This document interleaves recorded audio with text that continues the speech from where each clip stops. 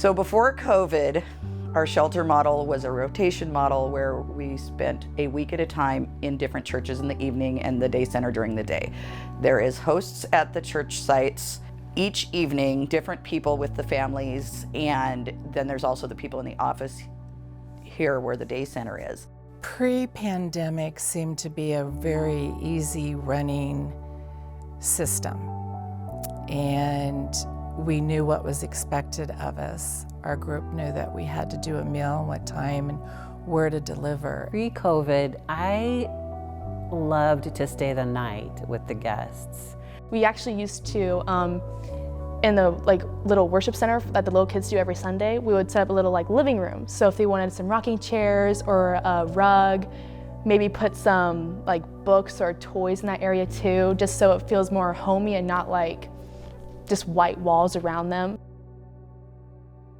A distress email went out from Family Promise to us volunteers asking for ice chests and for sanitizing wipes. And at this time, we were shut down. Stores were empty of supplies.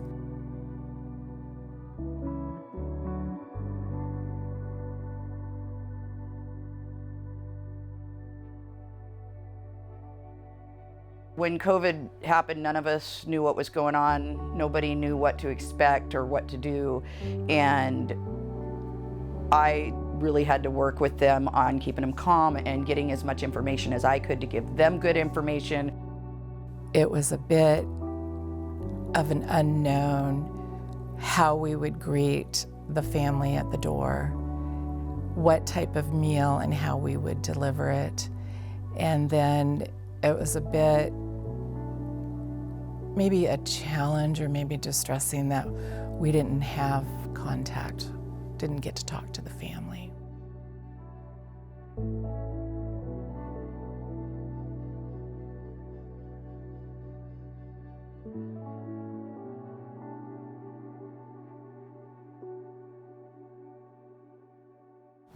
Myself, I work with transportation as far as helping get the guests taken from one place to another. As far as COVID, it did change things a lot, because where it used to be there were a series of churches where people would go and stay there, the guests would stay there for a week. All of a sudden they're staying in an apartment or maybe a hotel, and so it was a whole different environment. The service model turned more into how can we provide safe and hospitable shelter for families. We first started out in one of our churches for a while to where they let us be there as a shelter in place. We could be there 24 hours a day, and there was only physical contact with a couple of us, and of course we took lots of precautions. And then from there we moved to another one of our churches for just a short period of time, and then we rented an apartment that we kept one family in, and then other families would be in a motel.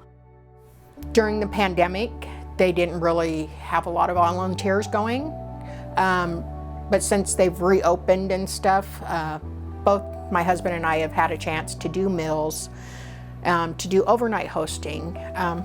It is a lot different.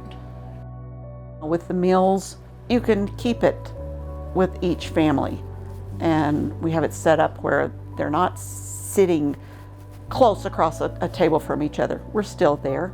We're still across the table, but it might be 2 tables that you're across, and so you can still get the visitation. You can still give them little words of encouragement.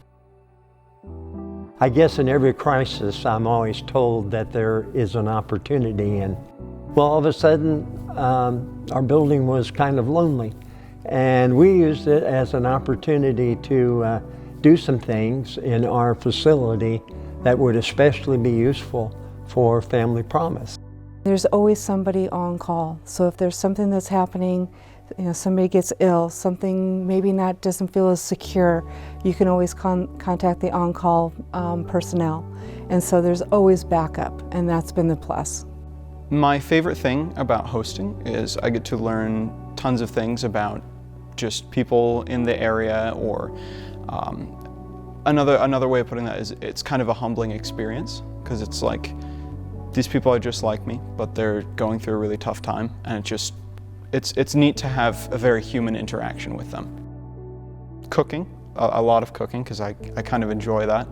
Even if it's not even a full, like, make it from scratch meal.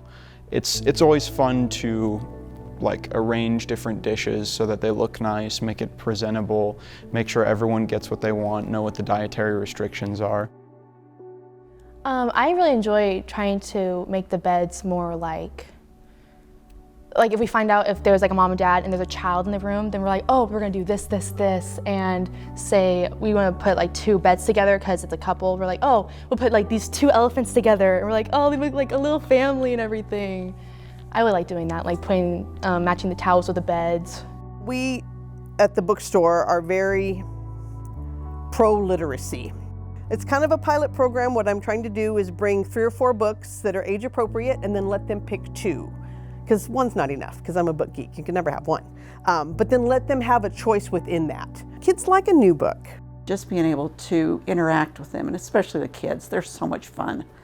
And playing games with them and just seeing them and watching the kids go. And a lot of times my grandkids will be with me and as an overnight host, and watching them play with the kids is just so much fun.